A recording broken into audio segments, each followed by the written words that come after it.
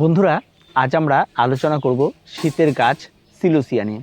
তো যারা যারা সিলোসিয়া করতে চান তারা পুরো ভিডিওটি স্কিপ না করে দেখতে থাকুন, কারণ আজ আমরা এই সিলোসিয়া গাছ কিভাবে সংগ্রহ করবেন, কোন ধরনের চারা ক্রয় করবেন এবং তার সঙ্গে সঙ্গে কী ধরনের মাটির মিশ্রণ তৈরি করবেন এবং এই গাছগুলি কি করে খুব তাড়াতাড়ি সুন্দর ঝাড় করে তুলবেন এবং তার সঙ্গে সঙ্গে গাছের দুটো মিডিয়াতে আমরা বলবো, দুটো মিডিয়াতে আপনারা করতে পারবেন এই গাছটি।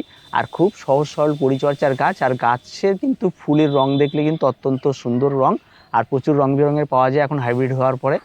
তো চলুন এই সমস্ত গাছের পরিচর্যা নিয়ে একটু আলোচনা করি, আর আপনারা সঙ্গে থাকুন। বন্ধুরা, যে গাছটি দেখতে পাচ্ছেন এটাই হচ্ছে সেই সিলোসিয়া গাছ। এর প্রচুর বর্তমানে কালার পাওয়া যায়। আমি এখানে দুটো কালার আপনাদের দেখাচ্ছি এবং তার সঙ্গে এই একটি কালার দেখুন, তিনটে কালার, আরও কালার রয়েছে। তো এই যে গাছগুলি রয়েছে এই গাছগুলি কিন্তু এটা হাইব্রিড গাছ, কিন্তু এটা কিন্তু হাইব্রিড নয়।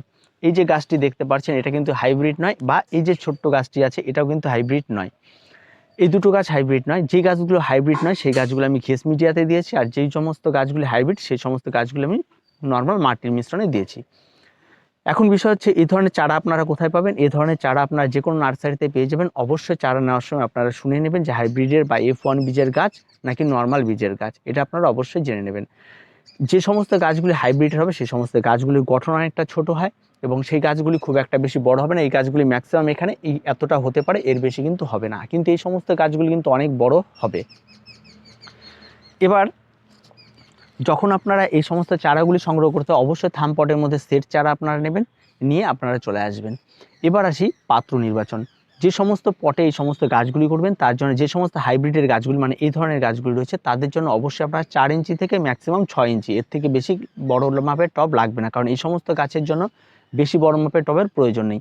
আর যদি অনেক বড় মাপের টব ব্যবহার করেন তাহলে দেখবেন পুরো টবটা ফাঁকা থাকবে, টবটা কিন্তু ভরাট হবে না। আসি ঘেস মিডিয়া যে গাছগুলি লাগাবেন সেই গাছগুলি জন্য অবশ্যই আপনারা 6 ইঞ্চি থেকে 8 ইঞ্চি মাপের টব ব্যবহার করবেন, তার থেকে বেশি মাপের বড় টব প্রয়োজন হবে না। এখানে ওই একই রকম লোকাল বীজের আপনারা চারা সংগ্রহ করার চেষ্টা করবেন।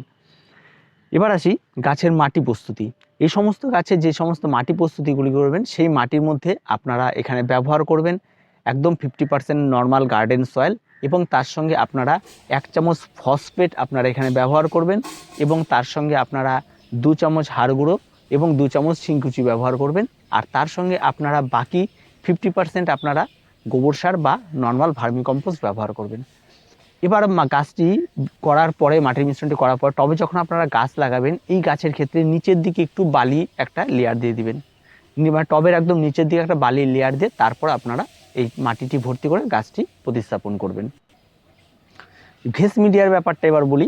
ঘেস যাদের আছে তারা অবশ্যই ঘেস মিডিয়াতে যখন করবেন, চারাটি যখন ক্রয় করবেন, চারাটি থামপটের মধ্যে যে মাটিটি রয়েছে সেই মাটিটি একেবারে ছোটাবেন না, বা গাছটি সম্পূর্ণ গোড়াটি ধুয়ে নেওয়ার কোনো রকম প্রয়োজন নেই। সেই থামপট থেকে ছুটিয়ে ঘেস দিয়ে গাছটিকে বসিয়ে দেবেন। আর কোনো রকম কোনো কিছু একদম প্লেন নর্মাল ঘেসই রাখবেন, আর কোনো কিছু রাখবেন না, দিয়ে গাছটিকে আপনারা বসিয়ে দেবেন। এবার এই গাছটিকে বসিয়ে দেওয়ার পর এই গাছটিকে আমরা কোথায় রাখবো, এবং দুটো মিডিয়ার গাছেই একই রকম বিষয়, রাখার জায়গা কিন্তু প্রত্যেকেরই এক। সম্পূর্ণ সূর্যালোক লাগে এমন একটি জায়গায় এই ধরনের গাছগুলিকে রাখবেন, এবং যেখানে গাছে কোনো রকম দিন থেকে 4 থেকে 5 ঘন্টা রোদ লাগবে এমন একটি জায়গা আপনাকে বেছে নিতে হবে। আর কোনো রকম কোনো কিছু নেই।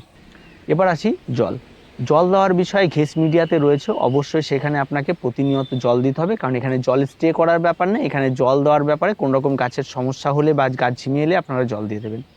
মাটির মিডিয়ার ক্ষেত্রে জল দেওয়ার অবশ্যই লিমিটেশন আছে। এখানে আপনাকে টবের মাটি দেখতে হবে, উপরে যতক্ষণ ভেজা রয়েছে ততক্ষণ গাছে জল ব্যবহার করবেন না। যখনই উপরটা শুকিয়ে আসবে বা মাটিটি ফাটা ফাটা মনে হচ্ছে তখনই আপনারা জল ব্যবহার করবেন, তবে বেশি জল একেবারে ব্যবহার করবেন না, খুব সামান্য জল ব্যবহার করুন। এবার আসি গাছের ফার্টিলাইজার। এই সমস্ত গাছগুলি লাগিয়ে দেওয়ার পর কিছু খাবারের প্রয়োজন রয়েছে। খাবারটি কখন, আপনারা যখন ছোট্ট গাছ লাগাবেন তখন ছোট গাছ থাকবে, যখন গাছটি এই অবস্থায় আসবে তখন আপনাদের গাছে প্রথম ফার্টিলাইজার ব্যবহার করতে হবে। এখানে প্রথম ফার্টিলাইজারের তেমন কোনো আহামরি কিছু নেই। আপনার বাড়িতে যদি খোল জল থাকে অবশ্যই আপনারা পাতলা করে খোল জল প্রতি সপ্তাহে ব্যবহার করতে পারেন, এবং মাটির মিডিয়ার ক্ষেত্রে। আর যারা ঘেস মিডিয়াতে করছেন সেখানে আপনারা একদম পুরো 10-26-26 আপনারা 1 লিটার জলে 2 গ্রাম গুলে নিয়ে দুটো গাছে ব্যবহার করবেন 1/2 লিটার করে, এর বেশি কোনো কিছু করবেন না পুরো সপ্তাহে এটা। এবং এই দুটো গাছের ক্ষেত্রে যে পরিচর্যাটি বললাম ঘেস মিডিয়া, এটা আপনাদের গাছ যতদিন থাকবে ততদিন এটা করে যাবেন। এখানে ফুল ফুটবে, খাওয়ার প্রয়োজনীয়তা এরকম কোনো কিছু নেই, ফুল মানে এটাও একটা গাছই, এটাও বাড়তে থাকবে এবং বাড়তে থাকবে। তো এটা অবশ্যই আপনাদের করতে হবে। খুব সহজ ঘেস মিডিয়াতে, আর তেমন কোনো কিছু নেই। এবারে সেই গাছের রোগ, এই সমস্ত গাছের রোগ বলতে তেমন কোনো কিছু নেই, অত্যন্ত লক্ষ্মী গাছ। তবে যে সমস্ত ভ্যারাইটিগুলি দেশি থাকে তাদের রোগ ব্যাধি কেমন কিছু নেই, তবে হলুদ ভ্যারাইটি যেটা থাকে সেই গাছটির গ্রোথটা খুব কম হয়, এই গাছটি খুব স্লোলি বাড়ে, আর তার জন্য এই সমস্ত গাছের তেমন কোনো কিছু হয় না।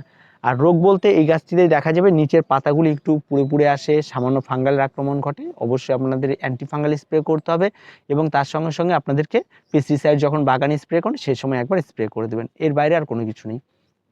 সর্বশেষে আসি, গাছের মনিটরিং। প্রতিনিয়ত গাছকে আপনাকে দেখতে হবে এবং গাছের কাছে আসতে হবে। গাছের কোনো পাতা পচে গেছে বা কোনো পাতায় স্পট দেখা দিলে সেই সমস্ত পাতাগুলিকে বাদ দেওয়ার চেষ্টা করতে হবে। প্রথম স্টেজে যদি আপনার গাছের রোগটিকে আপনি ধরতে পারেন তাহলে গাছ নিয়ে কোনো চিন্তা করতে হবে না, গাছ অনায়াসেই সুন্দরভাবে বেড়ে উঠবে এবং আপনারও মন ভরিয়ে তুলবে।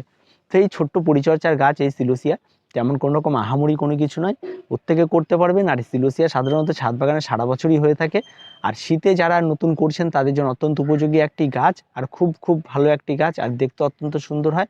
আর সবসময় ছোট পটে করার চেষ্টা করবেন, তাহলে পট অনুযায়ী গাছটি ভালো হলে আপনার মনটিও ভালো হবে।